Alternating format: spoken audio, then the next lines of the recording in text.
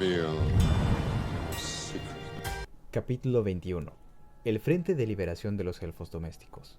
Harry, Ron y Hermione fueron aquella noche a buscar a Pigwidgeon a la lechucería para que Harry le pudiera enviar una carta a Sirius diciéndole que había logrado burlar al dragón sin recibir ningún daño.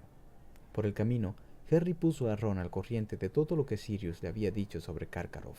Aunque al principio Ron se mostró impresionado al oír que Karkaroff había sido un mortífago, para cuando entraban en la lechucería se extrañaba de que no lo hubieran sospechado desde el principio.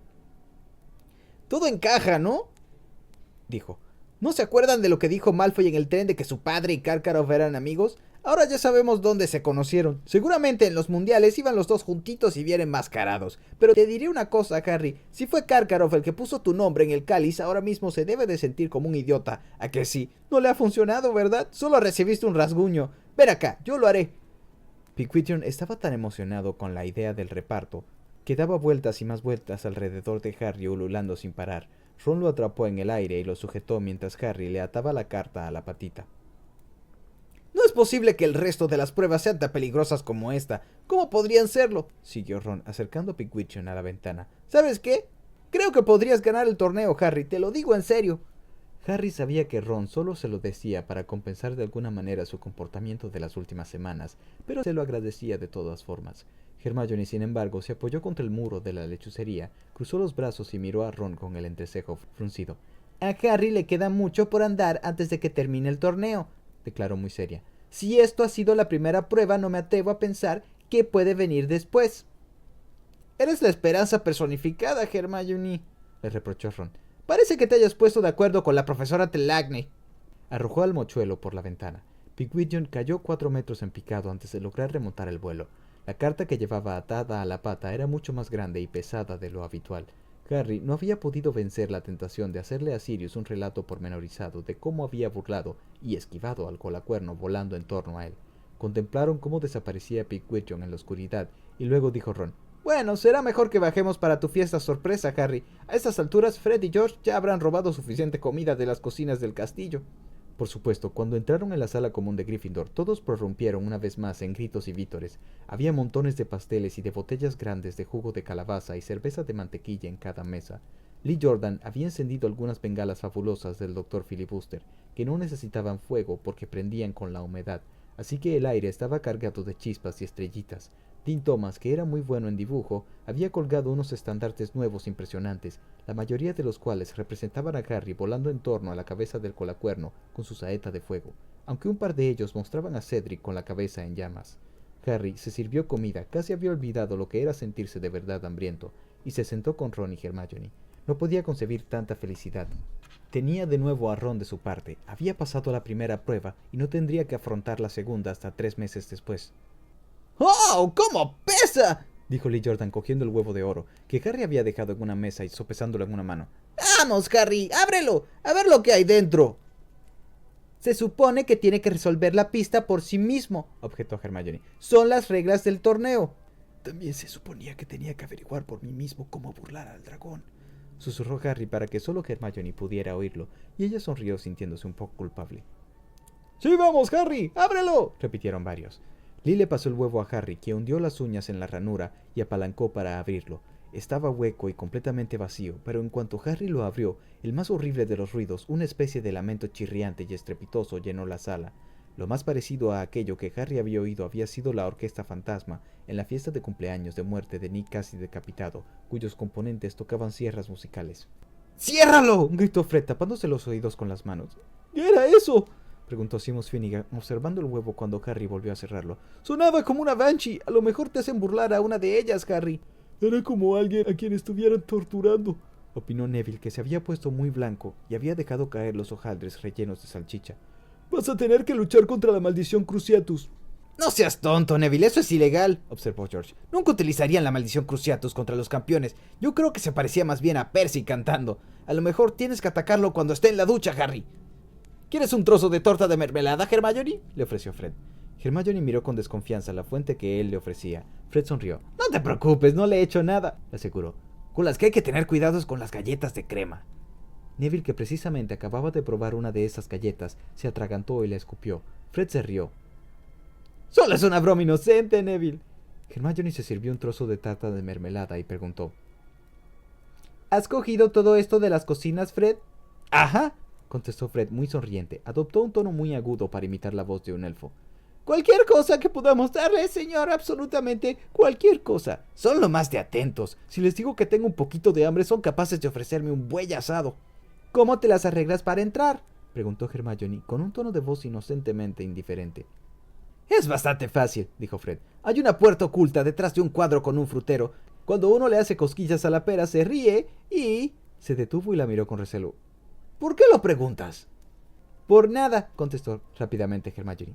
¿Vas a intentar ahora llevar a los elfos a la huelga?, inquirió George. ¿Vas a dejar todo eso de la propaganda y sembrar el germen de la revolución? Algunos se rieron alegremente. Hermione no contestó. No vayas a enfadarlos diciéndoles que tienen que liberarse y cobrar salarios, le advirtió Fred. Los distraerás de su trabajo en la cocina. El que los distrajo en aquel momento fue Neville al convertirse en un canario grande. ¡Ah, lo siento, Neville!, gritó Fred por encima de las carcajadas. Se me había olvidado, es la galleta de crema que hemos embrujado. Un minuto después, las plumas de Neville empezaron a desprenderse, y una vez que se hubieron caído todas, su aspecto volvió a ser el de siempre. Hasta él se rió. Son galletas de canarios, explicó Fred con entusiasmo. Las hemos inventado George y yo, 7 chicos cada una. Son una ganga. Era casi la 1 de la madrugada cuando por fin Harry subió al dormitorio acompañado de Ron, Neville, Seamus y Dean. Antes de cerrar las cortinas de su cama adoselada, Harry colocó la miniatura del colacuerno húngaro en la mesita de noche, donde el pequeño dragón bostezó, se acurrucó y cerró los ojos. En realidad, pensó Harry echando las cortinas, Hagrid tenía algo de razón. Los dragones no estaban tan mal.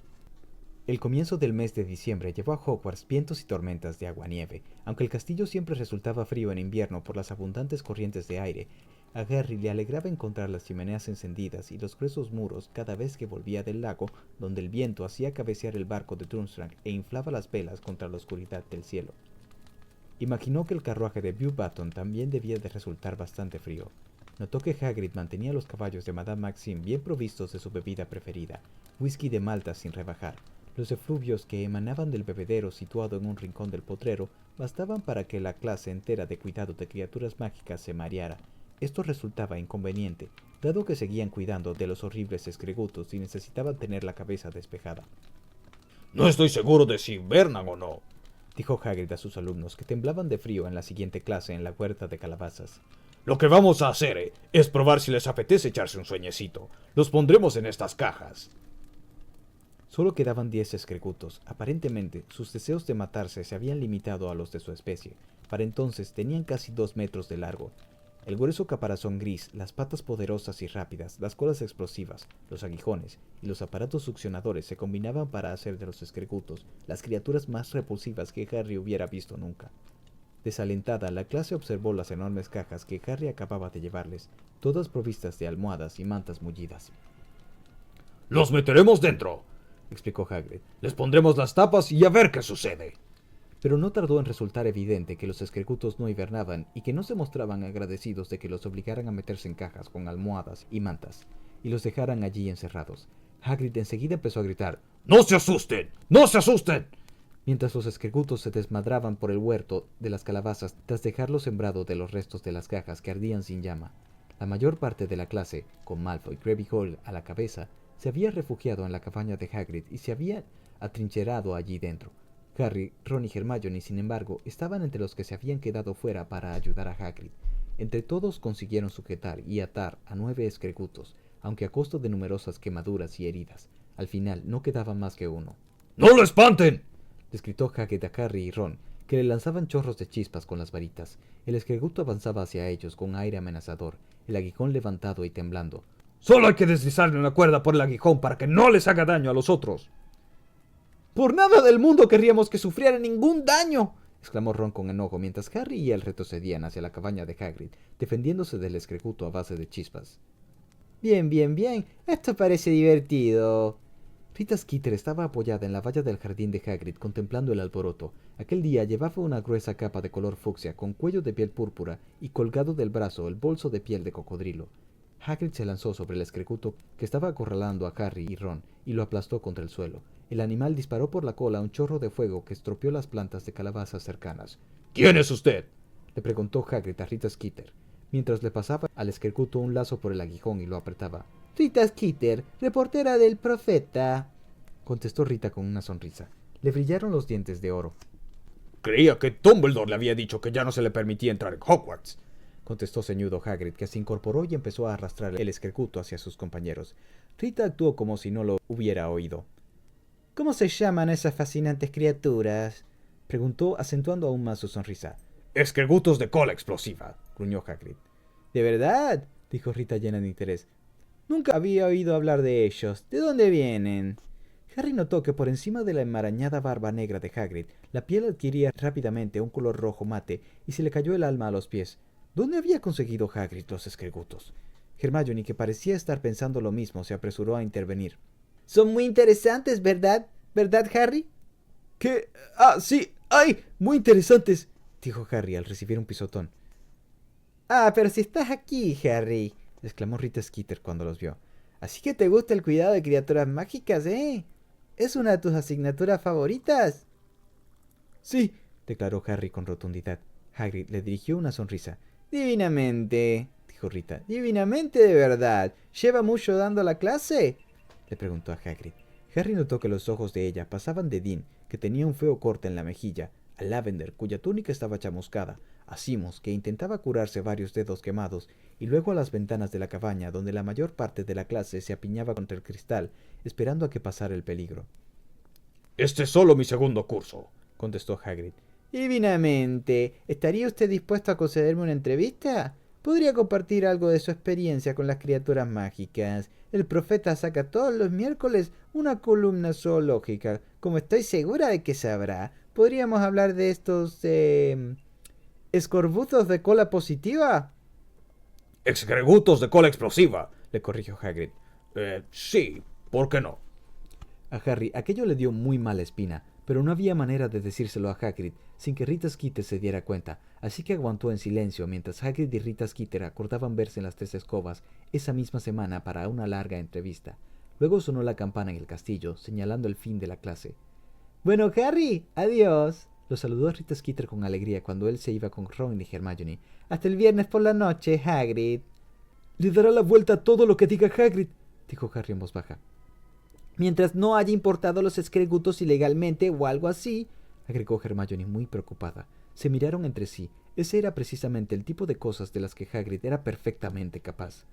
Hagrid ya ha dado antes muchos problemas y Dumbledore no lo ha despedido nunca, dijo Ron en tono tranquilizador. Lo peor que podría pasar sería que Hagrid tuviera que deshacerse de los esquergutos.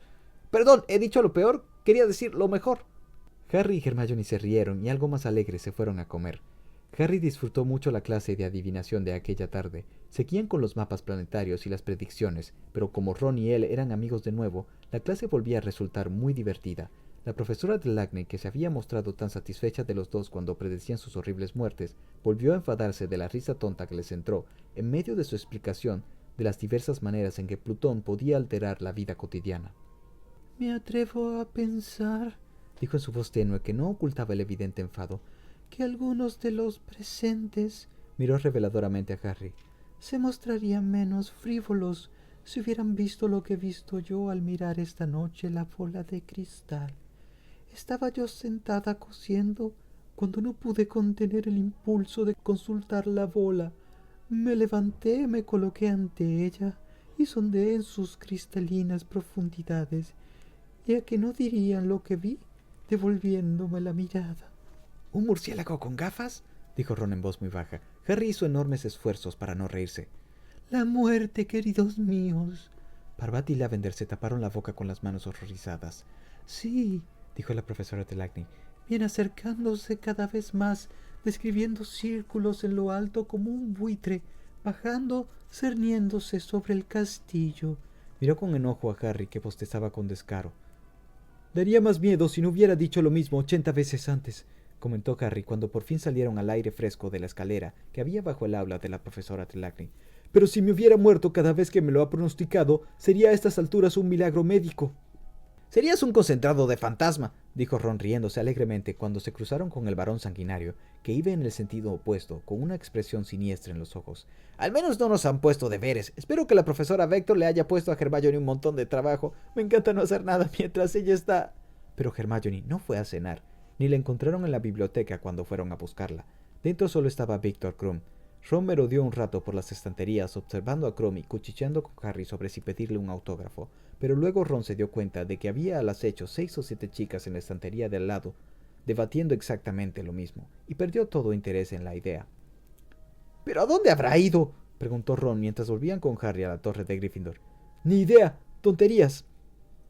Apenas había empezado la señora gorda a despejar el paso, cuando las pisadas de alguien que se acercaba corriendo por detrás les anunciaron la llegada de Hermione. ¡Harry!, llamó jadeante y patinó al intentar detenerse en seco. La señora gorda la observó con las cejas levantadas. Tienes que venir, Harry, tienes que venir. Es lo más sorprendente que puedas imaginar. Por favor. Agarró a Harry del brazo e intentó arrastrarlo por el corredor. ¿Qué pasa?, preguntó Harry. Ya lo verás cuando lleguemos. Ven, ven rápido. Harry miró a Ron y él le devolvió la mirada intrigado.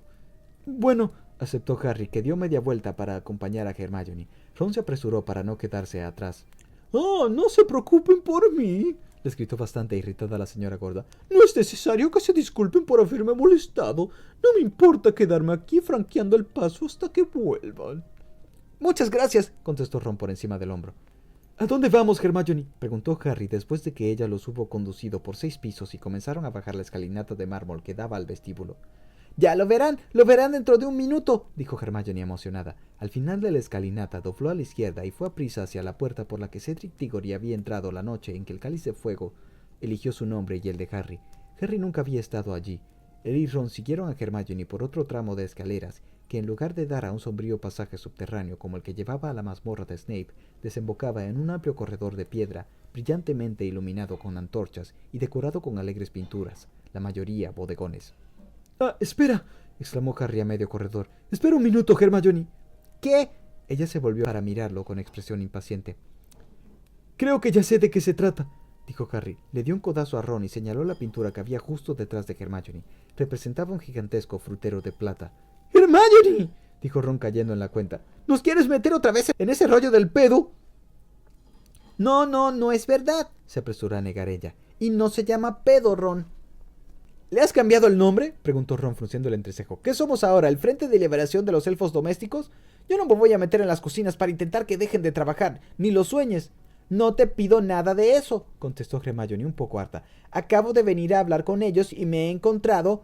Ven, Harry, quiero que lo veas. Cogiéndolo otra vez del brazo, tiró de él hasta la pintura del frutero gigante, alargó el índice y le hizo cosquillas a una enorme pera verde que comenzó a retorcerse en 3 risitas y de repente se convirtió en un gran pomo verde. Hermione lo accionó, abrió la puerta y empujó a Harry por la espalda, obligándolo a entrar.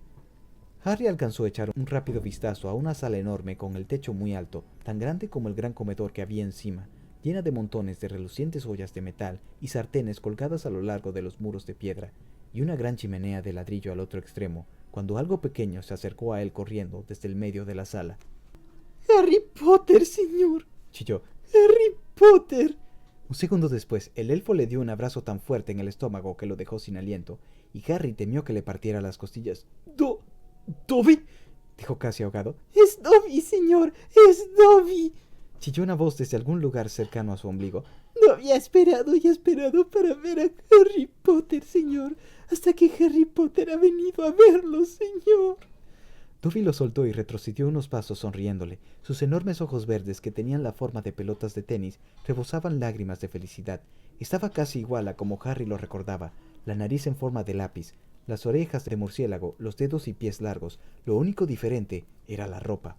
Cuando Dobby trabajaba para los Malfoy, vestía siempre la misma funda de almohadón vieja y sucia, pero aquel día llevaba la combinación de prendas de vestir más extraña que Harry hubiera visto nunca. Al elegir él mismo la ropa, había hecho un trabajo aún peor que los magos que habían ido a los mundiales. De sombrero, llevaba una cubretetera en la que había puesto un montón de insignias y sobre el pecho desnudo una corbata con dibujos de herraduras. A ello se sumaba lo que parecían ser unos pantalones de fútbol de niño y unos extraños calcetines. Harry reconoció uno de ellos como el calcetín negro que él mismo se había quitado, engañando al señor Malfoy para que se lo pasara a Dobby, con lo cual le había concedido involuntariamente la libertad. El otro era de rayas de color rosa y naranja.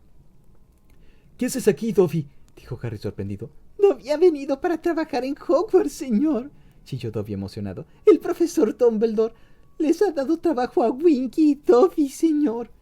¿Winky?, se asombró Harry. ¿Es que también está aquí? Sí, señor, sí. Dobby agarró a Harry de la mano y tiró de él entre las 4 largas mesas de madera que había allí. Cada una de las mesas, según notó Harry al pasar por entre ellas, estaba colocada exactamente bajo una de las 4 que había arriba en el gran comedor. En aquel momento se hallaban vacías porque la cena había acabado, pero se imaginó que 1 hora antes habrían estado repletas de platos, que luego se enviarían a través del techo a sus correspondientes del piso de arriba. En la cocina había al menos 100 pequeños elfos, que se inclinaban sonrientes cuando Harry, arrastrado por Dobby, pasaba entre ellos. Todos llevaban el mismo uniforme, un paño de cocina estampado con el blasón de Hogwarts y atado a modo de toga, como había visto que hacía Winky. Dobby se detuvo ante la chimenea de ladrillo. Winky, señor, anunció. Winky estaba sentada en un taburete al lado del fuego.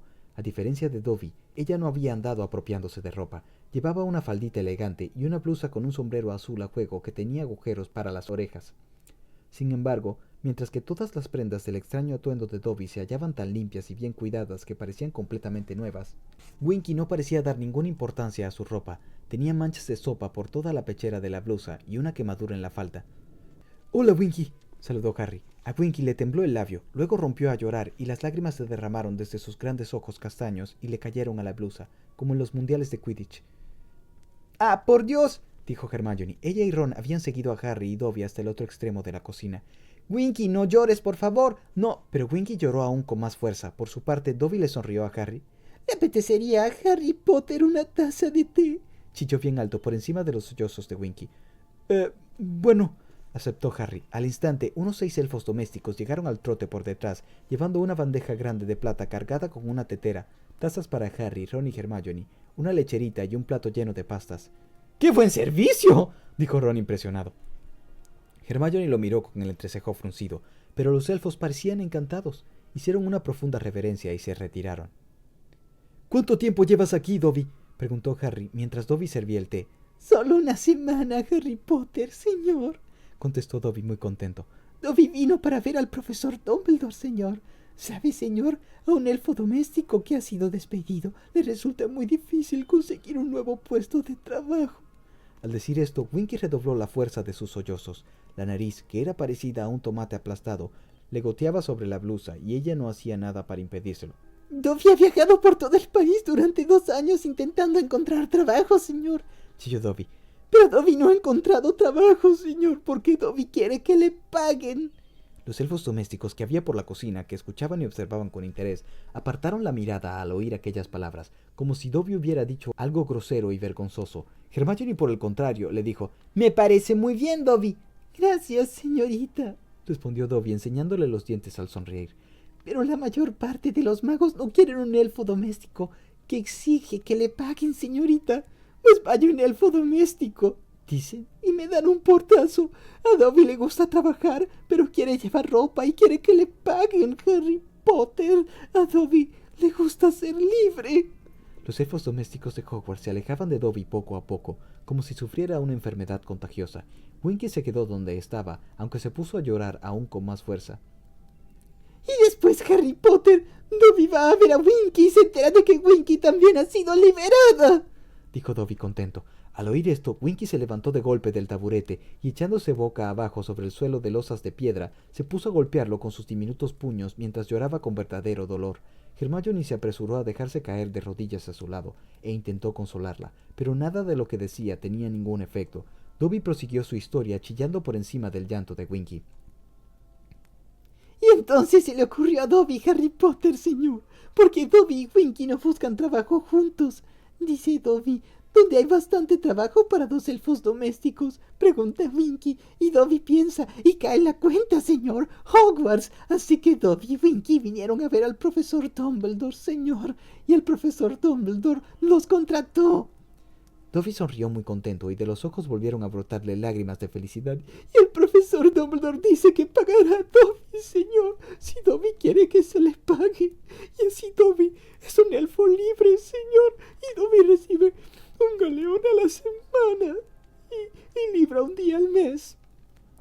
«Eso no es mucho», dijo Hermione desde el suelo por encima de los continuados llantos y puñetazos de Winky. «El profesor Dumbledore le ofreció a Dobby 10 galeones a la semana y libres los fines de semana». explicó Dobby, estremeciéndose repentinamente, como si la posibilidad de tantas riquezas y tiempo libre lo aterrorizara. Pero Dobby regateó hacia abajo, señorita. A Dobby le gusta la libertad, señorita, pero no quiere demasiada, señorita. Prefiere trabajar. ¿Y cuánto te paga a ti el profesor Dumbledore, Winky? Le preguntó Hermione con suavidad. Si pensaba que aquella pregunta la alegraría, estaba completamente equivocada. Winky dejó de llorar, pero cuando se sentó miró a Hermione con sus enormes ojos castaños, con la cara empapada y una expresión de furia. Winky puede ser una elfina desgraciada, pero todavía no recibe paga. Chilló. Winky no ha caído tan bajo. Winky se siente avergonzada de ser libre como debe ser. ¿Avergonzada? Repitió Hermione sin comprender. Pero vamos, Winky, es el señor Crouch el que debería avergonzarse, no tú. Tú no hiciste nada incorrecto.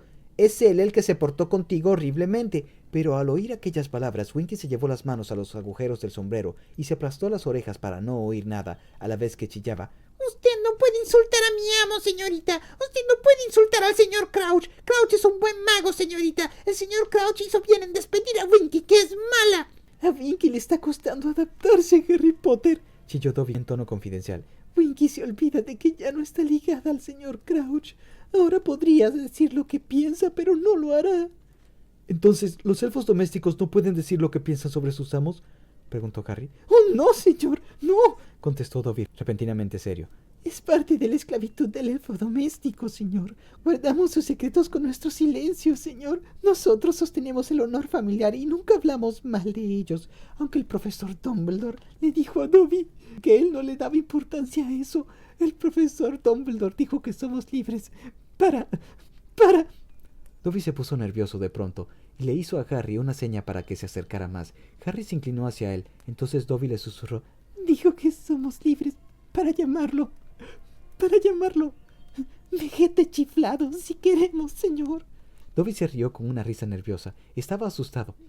Pero Dobby no quiere llamarlo así, Harry Potter, dijo retomando el tono normal y sacudiendo la cabeza para que sus orejas palmearan la una con la otra. Dobby aprecia muchísimo al profesor Dumbledore y estará orgulloso de guardarle sus secretos. ¿Pero ahora puedes decir lo que quieras sobre los Malfoy?, le preguntó Harry sonriendo. En los inmensos ojos de Dobby había una mirada de temor. Dobby podría, dijo dudando. Encogió sus pequeños hombros. Dobby podría decirle a Harry Potter que sus antiguos amos eran magos tenebrosos. Dobby se quedó quieto un momento, temblando, horrorizado de su propio atrevimiento. Luego corrió hasta la mesa más cercana y empezó a darse cabezazos contra ella, muy fuerte. ¡Dobby es malo! ¡Dobby es malo!, chilló. Harry agarró a Dobby por la parte de atrás de la corbata y tiró de él para separarlo de la mesa. «Gracias, Harry Potter, gracias», dijo Dobby sin aliento, frotándose la cabeza. «Solo te hace falta un poco de práctica», repuso Harry. ¿Práctica?, chilló Winky furiosa. «Deberías avergonzarte de ti mismo, Dobby, decir eso de tus amos». «Ellos ya no son mis amos, Winky», replicó Dobby desafiante. «A Dobby ya no le preocupa lo que piensen». «Eres un mal elfo, Dobby», gimió Winky con lágrimas brotándole de los ojos. «Pobre señor Crouch, ¿cómo se los arreglará sin Winky? Me necesita mis cuidados. He cuidado de los Crouch toda mi vida. Y mi madre lo hizo antes que yo. Y mi abuela antes que ella. ¿Qué dirían si supieran que me han liberado? ¡Ah, el oprobio! ¡La vergüenza!». Volvió a taparse la cara con la falda y siguió llorando. «Winky», le dijo Hermione con firmeza, «estoy completamente segura de que el señor Crouch se las arregla bien sin ti. Lo hemos visto, ¿sabes?». «¿Han visto a mi amo?», exclamó Winky sin aliento, alzando la cara llena de lágrimas y mirándola con ojos como platos. «¿Lo ha visto usted aquí en Hogwarts?». «Sí», repuso Hermione. «Él y el señor Bagman son jueces en el torneo de los 3 magos». «¿También viene el señor Bagman?», chilló Winky. Para sorpresa de Harry y también de Ron y Hermione por la expresión de sus caras, Winky volvió a indignarse. «El señor Bagman es un mago malo, un mago muy malo. A mi amo no le gusta, no, nada en absoluto». «¿Bagman malo?», se extrañó Harry. «¡Ay, sí!», dijo Winky afirmando enérgicamente con la cabeza. «Mi amo le contó a Winky algunas cosas, pero Winky no lo dice. Winky guarda los secretos de su amo». Volvió a deshacerse en lágrimas y la oyeron murmurar entre sollozos con la cabeza otra vez escondida en la falda. Pobre amo, ya no tiene a Winky para que lo ayude». Como fue imposible sacarle a Winky otra palabra sensata, la dejaron llorar y se acabaron el té mientras Dobby les hablaba alegremente sobre su vida como elfo libre y los planes que tenía para su dinero. Dobby va a comprarse un jersey, Harry Potter, explicó muy contento, señalándose el pecho desnudo. ¿Sabes una cosa, Dobby?, le dijo Ron, que parecía haberle tomado aprecio. Te daré el que me haga mi madre esta Navidad. Siempre me regala uno. No te disgusta el color rojo, ¿verdad? Dobby se emocionó. Tendremos que encogerlo un poco para que te venga bien, pero combinará perfectamente con la cubretetera. Cuando se disponían a irse, muchos de los elfos que había por allí se les acercaron a fin de ofrecerles cosas de picar para que las tomaran mientras subían las escaleras. Hermione declinó, entristecida por la manera en que los elfos hacían reverencias, pero Harry y Ron se llenaron los bolsillos con empanadillas y pasteles. «Muchas gracias», les dijo Harry a los elfos, que se habían arracimado junto a la puerta para darles las buenas noches. «Hasta luego, Dobby». Harry Potter, ¿puede Dobby ir a verlo alguna vez, señor?, preguntó el elfo con timidez. «Por supuesto que sí», respondió Harry, y Dobby sonrió.